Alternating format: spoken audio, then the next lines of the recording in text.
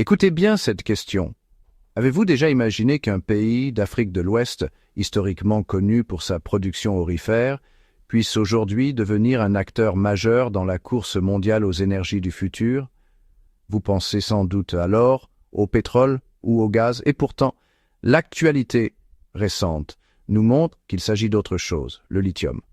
Ce métal léger et stratégique se retrouve aujourd'hui au cœur des convoitises internationales, au point de façonner de nouvelles dynamiques de pouvoir. Alors, comment le Mali, ce pays d'Afrique de l'Ouest, s'est-il soudainement retrouvé dans le viseur des grandes puissances grâce à ce métal très convoité?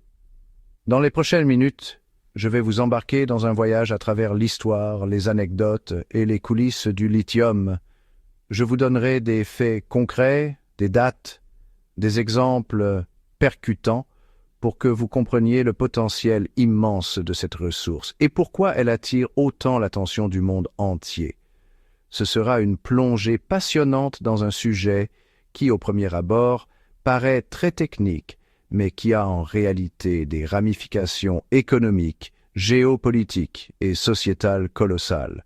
Restez bien jusqu'à la fin, car je vous réserve des informations surprenantes, des révélations sur les jeux de pouvoir internationaux et des perspectives d'avenir qui pourraient littéralement changer le visage du continent africain. Préparez-vous, car cette vidéo va vous donner envie de commenter, de réagir et de partager vos réflexions. Avant d'entrer dans le vif du sujet, faisons un petit rappel du contexte.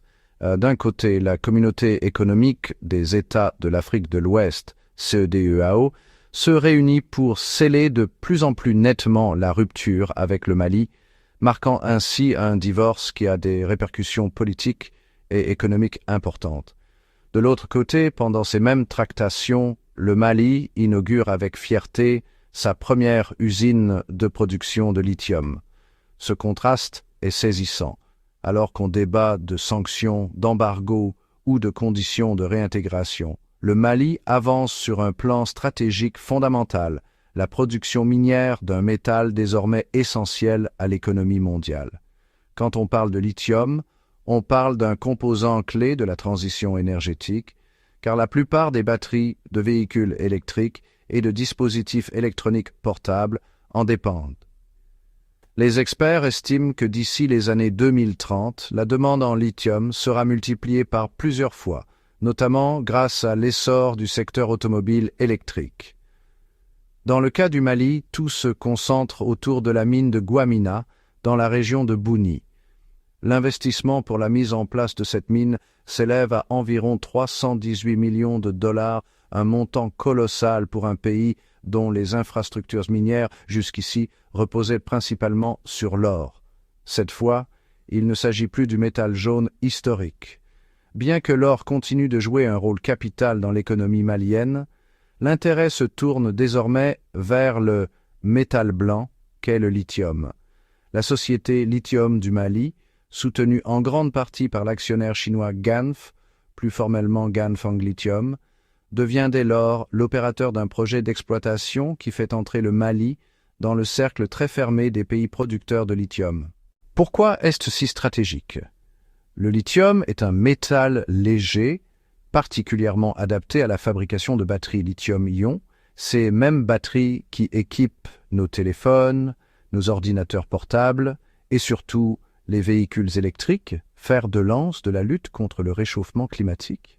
Les prévisions de nombreux cabinets de conseil international et organismes de recherche annoncent que, d'ici 2025 ou 2030, la production de véhicules électriques pourrait exploser, favorisée par les politiques publiques visant à réduire les émissions de CO2.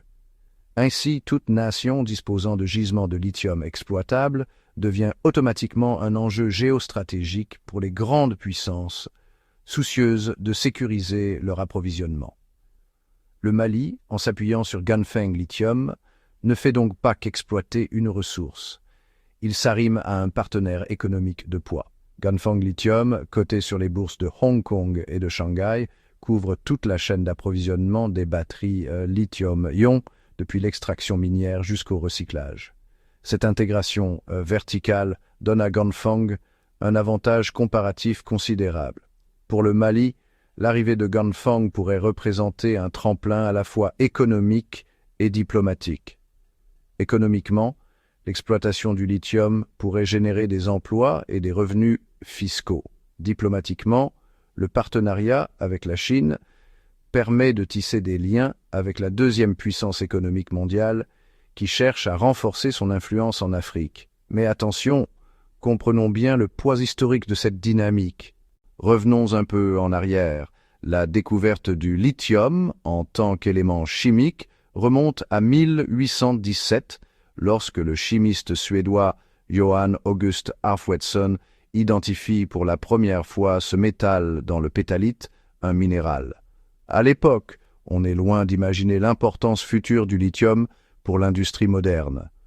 Au fil du XIXe siècle, les scientifiques étudient ses propriétés, mais ce n'est qu'à partir du XXe siècle, et plus précisément dans les années 1970-1980, que l'on commence à entrevoir le potentiel du lithium dans des applications électrochimiques. Le tournant s'opère vraiment en 1991, lorsque Sony commercialise la première batterie lithium-ion rechargeable, révolutionnant ainsi l'électronique portable. Plus tard, dans les années 2000, l'émergence des smartphones et l'engouement pour les technologies mobiles propulsent la demande de lithium à des niveaux encore jamais vus.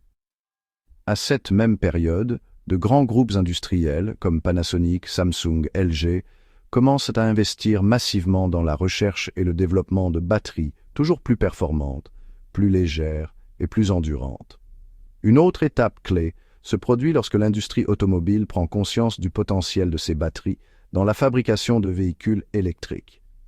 Tesla, fondé en 2003 par Elon Musk et ses cofondateurs, va également jouer un rôle déterminant en transformant le véhicule électrique en un objet de désir et de performance.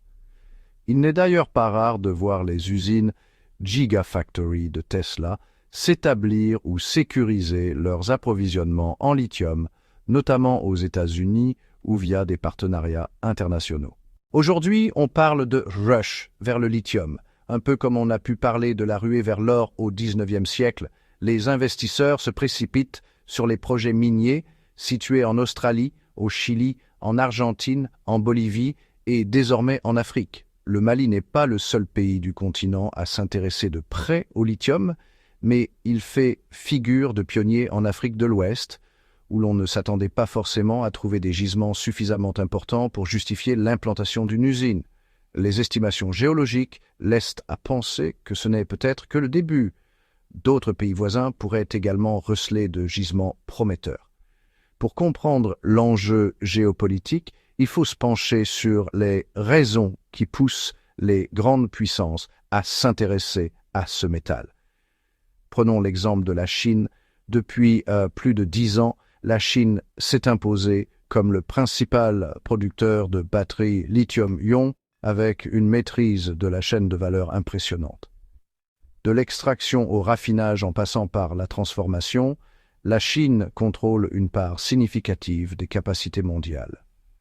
Cela lui donne un avantage géostratégique, car les pays qui misent sur la transition énergétique, États-Unis, Europe, Japon, Corée du Sud, etc., ont besoin de lithium pour alimenter leurs industries de batteries et donc pour produire des voitures électriques ou des systèmes de stockage d'énergie. En parallèle, les États-Unis ne veulent pas rester à la traîne.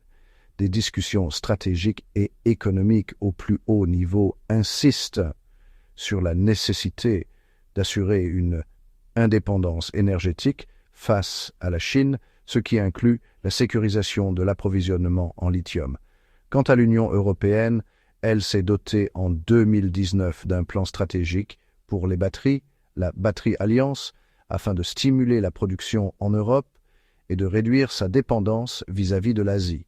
Cette compétition internationale pour la ressource alimente les investissements, parfois même les tensions diplomatiques, et oriente certains choix de politique étrangère.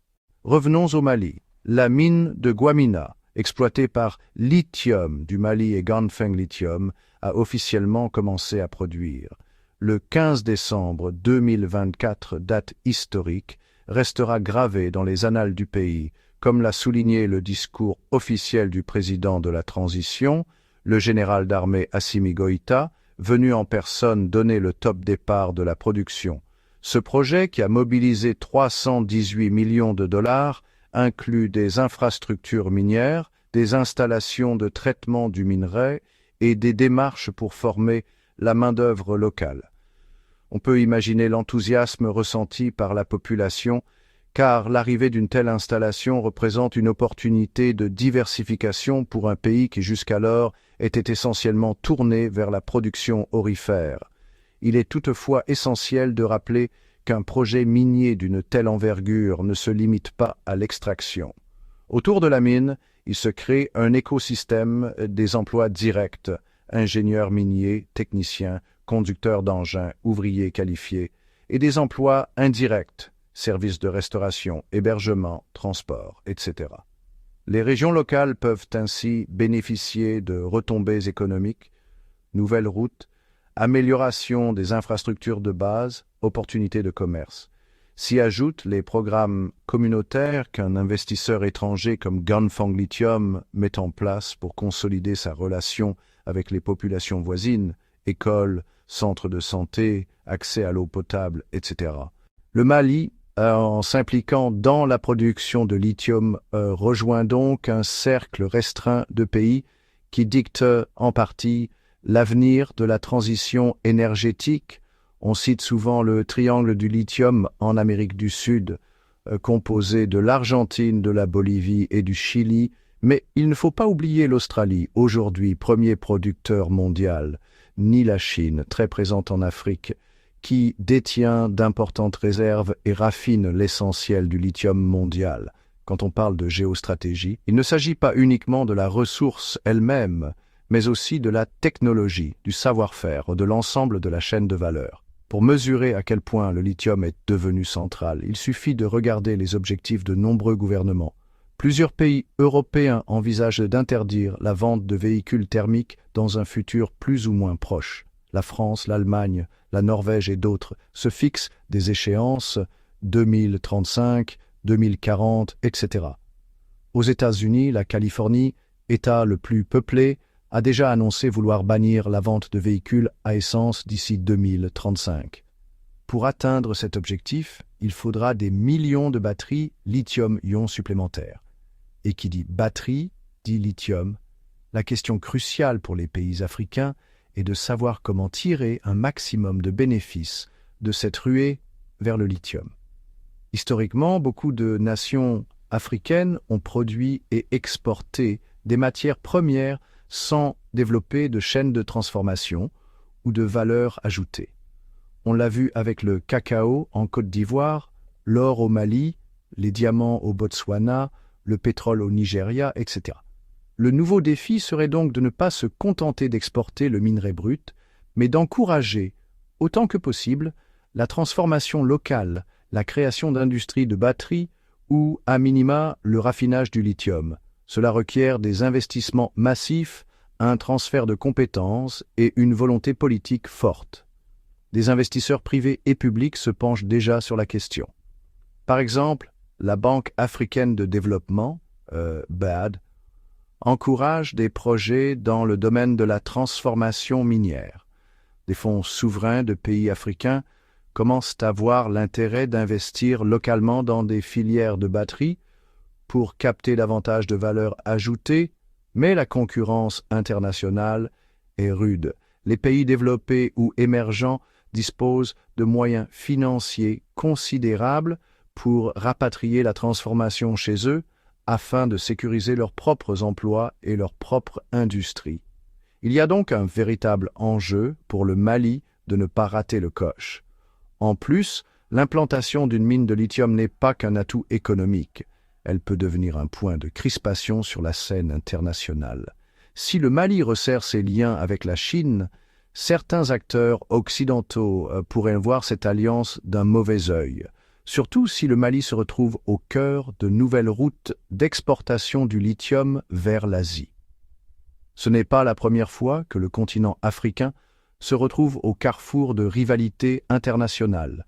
On se souvient de la guerre froide, des multiples ingérences étrangères dans la région, et plus récemment des débats autour de l'initiative des nouvelles routes de la soie chinoise, où la Chine investit massivement dans des projets d'infrastructures à travers l'Afrique.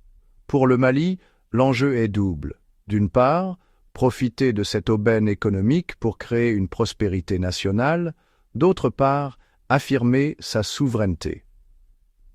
Dans le contexte de tensions avec la CEDEAO et d'un certain isolement diplomatique, réussir le pari du lithium pourrait être un symbole fort, celui d'un pays qui prend son destin en main et qui s'appuie sur ses ressources naturelles pour affronter l'avenir. Parlons à présent plus concrètement du lithium et de ses utilisations. Tout le monde connaît les batteries lithium-ion, présentes dans nos smartphones et nos ordinateurs. Mais le lithium va bien au-delà. Il est essentiel dans la fabrication de batteries pour les voitures électriques, qui représentent un marché colossal. Tesla, par exemple, a produit plus d'1 million de véhicules électriques en 2022 et ambitionne de multiplier ce chiffre dans les prochaines années. General Motors, Ford, Volkswagen, Stellantis, tous les grands constructeurs se lancent dans la course. En Chine, BYD ou encore SAIC Motor produisent des millions de voitures électriques soutenues par des subventions gouvernementales. Les applications industrielles du lithium sont également nombreuses. On l'utilise dans la production de céramique et de verre. Dans certains cas, il sert à purifier l'air, notamment dans des environnements sous pression comme les sous-marins. On retrouve aussi du lithium dans certains alliages ou dans le domaine de la santé mentale, puisqu'il existe des traitements à base de lithium pour des troubles psychiatriques. Mais la plus grosse part de la demande mondiale concerne désormais les batteries. La production de ces batteries ne se limite pas aux véhicules électriques. Les énergies renouvelables, comme le solaire et l'éolien, nécessitent un stockage pour pallier l'intermittence. Sans le soleil ni le vent, comment alimenter le réseau électrique? Grâce à d'immenses batteries au lithium, capables de stocker l'énergie excédentaire produite quand le soleil brille ou que le vent souffle, pour la restituer aux heures creuses. De grandes firmes comme Tesla, Samsung SDI ou LG Energy Solutions travaillent sur des solutions de stockage à l'échelle industrielle pour aider à la stabilisation des réseaux électriques. Dans ce cadre, contrôler la ressource en lithium devient un atout essentiel. Tout comme, au début du XXe siècle, le contrôle du pétrole était un levier de puissance, celui du lithium s'impose comme une nouvelle forme de pouvoir économique et politique. Les entreprises chinoises, notamment Ganfeng Lithium, Tianqi Lithium et d'autres, ont sillonné le globe pour acquérir ou investir dans des projets miniers.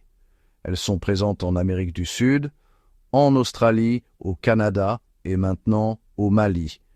Les firmes occidentales essaient elles aussi de sécuriser des accords, mais parfois avec moins de rapidité.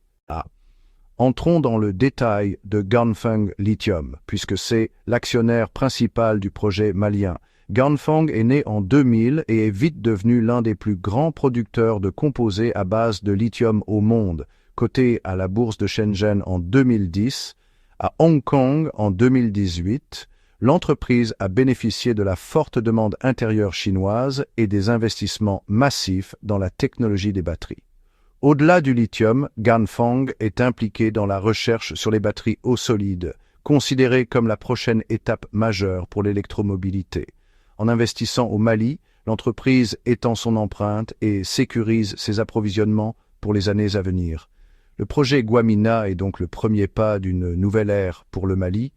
Les autorités parlent déjà de diversifier l'économie, de développer une filière locale autour de la transformation et potentiellement de devenir un leader régional en matière de lithium.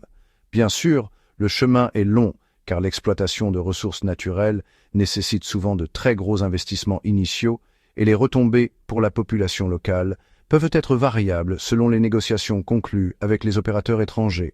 Il est primordial que le Mali renforce ses capacités de négociation et mette en place une gouvernance transparente pour que la manne du lithium bénéficie au plus grand nombre. Cette dimension de gouvernance est cruciale. Dans le passé, de nombreux pays riches en ressources minières ont été confrontés à la malédiction des ressources. Le Nigeria, par exemple, riche en pétrole, n'a pas réussi à répartir équitablement les bénéfices issus de l'exploitation de l'or noir, ce qui a alimenté la corruption, les inégalités et des conflits. Pour éviter ces écueils, les pays africains qui découvrent de nouvelles ressources, comme le lithium, doivent s'inspirer des bonnes pratiques. Il s'agit notamment d'établir des fonds souverains pour gérer les revenus miniers, de veiller à la transparence des contrats, de mettre en place des programmes de formation pour la jeunesse locale et de diversifier l'économie pour ne pas dépendre d'une seule ressource. Le Mali a, à ce titre, une carte à jouer. Sa production d'or lui a déjà donné une certaine expérience minière, mais le lithium est un autre défi, plus techniquement complexe, qui nécessite des compétences et des technologies nouvelles. La présence d'investisseurs comme Ganfeng peut se transformer en opportunité d'apprentissage et de transfert de technologies, à condition que des partenariats solides et équitables soient mis en place. Il y a également l'aspect environnemental. L'extraction du lithium peut entraîner des conséquences écologiques importantes, notamment la consommation d'eau, la pollution des sols, voire des conflits avec les agriculteurs locaux ou les éleveurs. En Amérique du Sud, certaines communautés autochtones s'opposent à l'exploitation des salines, craignant que leur accès à l'eau soit restreint. Au Mali, les autorités et les industriels devront veiller à instaurer des mesures de protection de l'environnement. Il est d'ailleurs indiqué que le groupe Ganfeng Lithium affirme agir dans une démarche de gouvernance sociétale et environnementale. Les populations locales, quant à elles, sont dans l'attente de voir des résultats concrets, car la communication autour de ces projets est souvent très prometteuse, mais la réalité sur le terrain peut s'avérer plus complexe. Au-delà du projet de Gouamina, il est intéressant de voir comment le Mali va promouvoir son image de pays producteur de lithium.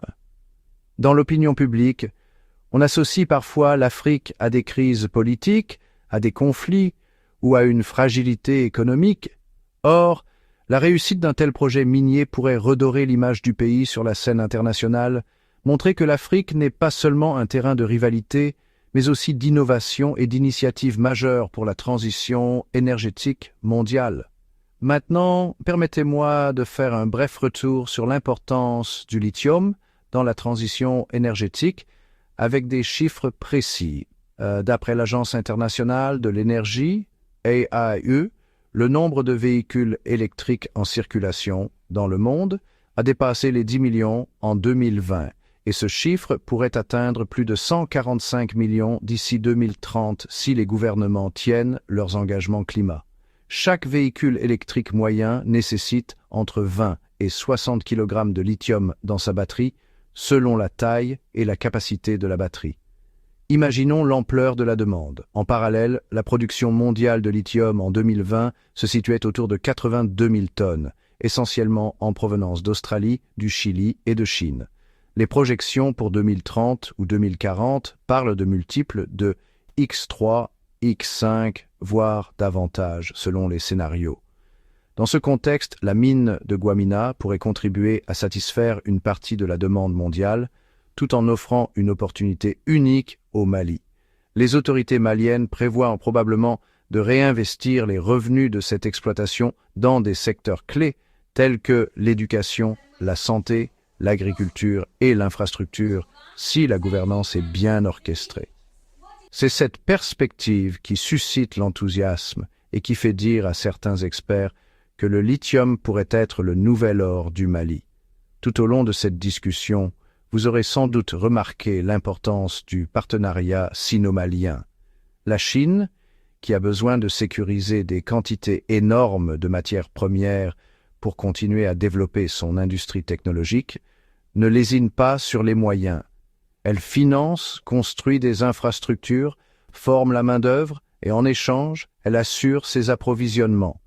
Pour le Mali, c'est une opportunité, mais aussi un risque de dépendance. Les observateurs insistent souvent sur la nécessité pour les pays africains de diversifier leurs partenaires, d'éviter de tomber dans un tête-à-tête exclusif avec une puissance étrangère, quelle qu'elle soit. Maintenant, si vous suivez cette vidéo, vous vous demandez sûrement « Mais que signifie réellement cette inauguration de la mine de Gouamina pour l'avenir du Mali ?» La réponse est multiple. D'abord, c'est un symbole fort que le pays entend se moderniser et jouer un rôle actif dans l'économie verte. Ensuite, c'est un signal politique montrant que malgré les tensions régionales et internationales, le Mali est capable de conclure des deals avec des investisseurs étrangers et de lancer des projets d'envergure. Enfin, c'est une opportunité de retombées économiques, emplois, recettes fiscales, développement local.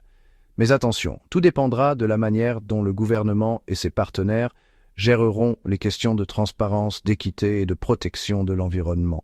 Dans la foulée, d'autres projets miniers pourraient voir le jour. Le sous-sol malien pourrait receler d'autres gisements de lithium ou d'autres métaux critiques, comme le cobalt ou le nickel, qui sont eux aussi très demandés pour la transition énergétique. D'après certaines estimations, l'Afrique disposerait d'environ 10% des réserves mondiales prouvées de lithium encore sous-exploitées. On pense à la République démocratique du Congo, déjà grand producteur de cobalt, à la Namibie, au Zimbabwe ou encore à l'Éthiopie. N'oublions pas non plus le rôle que peut jouer la diaspora africaine dans cette dynamique. De plus en plus d'entrepreneurs et d'investisseurs d'origine africaine installés en Europe ou aux États-Unis s'intéressent aux opportunités sur le continent. Le secteur minier du lithium, s'il est bien structuré, pourrait attirer ses capitaux et ses expertises de la diaspora, créant ainsi un cercle vertueux.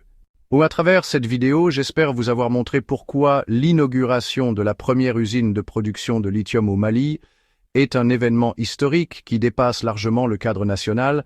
C'est un jalon dans la transition énergétique mondiale dans laquelle l'Afrique veut jouer sa partition. Mais c'est aussi une mise en garde. L'histoire a prouvé que les ressources naturelles peuvent être autant une bénédiction qu'une malédiction si la redistribution de la richesse n'est pas équitable ou si l'impact environnemental n'est pas correctement maîtrisé. Au-delà de ces considérations, je voudrais qu'on se projette dans 10 ou 20 ans. Imaginons un Mali qui aurait réussi à développer non seulement l'extraction, mais également la transformation de son lithium pour en faire un pôle industriel majeur en Afrique de l'Ouest. Imaginons un réseau d'usines qui produirait des composants de batteries, voire des batteries complètes, destinées aux marchés africains et mondiaux. Imaginons l'émergence d'acteurs locaux, formés, compétents, capables d'innover et de créer des start-up dans le domaine de l'électromobilité. Certes, cela semble ambitieux, mais ce n'est pas impossible. L'exemple du Rwanda dans les services numériques ou celui de l'Éthiopie dans le textile montre que certains pays africains peuvent faire des progrès rapides quand la volonté politique est au rendez-vous. Si vous êtes arrivé jusque-là dans la vidéo, c'est que vous êtes véritablement curieux de comprendre comment ce métal, le lithium, est en train de bouleverser l'économie et la géopolitique mondiale et comment le Mali s'inscrit dans ce vaste mouvement. Vous avez compris que l'histoire ne fait que commencer et que les prochains chapitres dépendront des choix politiques, économiques et diplomatiques qui seront faits dans les prochains mois et les prochaines années. Avant de conclure, j'aimerais rappeler un autre fait marquant. Le Mali fut jadis un grand empire commercial avec l'empire du Mali au XIIIe et XIVe siècle, qui contrôlait le commerce du sel et de l'or. Aujourd'hui, l'histoire semble se répéter, avec un nouveau métal convoité qui pourrait permettre au pays de retrouver un certain rayonnement régional et international. Maintenant, il est temps pour vous de réagir et de commenter. Croyez-vous que le Mali a les cartes en main pour devenir un acteur incontournable dans l'industrie du lithium? Pensez-vous que la coopération sino-malienne est un levier incontournable ou au contraire, risque-t-elle d'aboutir à une dépendance trop forte? Quels enseignements tirer des expériences passées sur le continent pour que cette fois la ressource profite réellement au développement local. J'aimerais lire vos avis, vos critiques, vos suggestions dans l'espace des commentaires. Partagez cette vidéo autour de vous si vous pensez qu'elle peut aider à mieux comprendre les enjeux de la transition énergétique et du rôle de l'Afrique dans ce domaine. Également, si ce type de contenu vous intéresse, n'hésitez pas à vous abonner à la chaîne. J'y partage régulièrement des analyses sur l'actualité économique et géopolitique du continent africain, des opportunités d'investissement et des études de cas inspirantes sur le développement. Plus nous serons nombreux à échanger, plus nos discussions seront riches et constructives. C'est sur ce ton que je vous dis à très bientôt et je compte sur vous pour réagir massivement. Ensemble, nourrissons la discussion et faisons de l'innovation, de l'énergie verte et du développement durable les piliers d'un continent africain fort, souverain et tourné vers l'avenir. Merci et à très vite.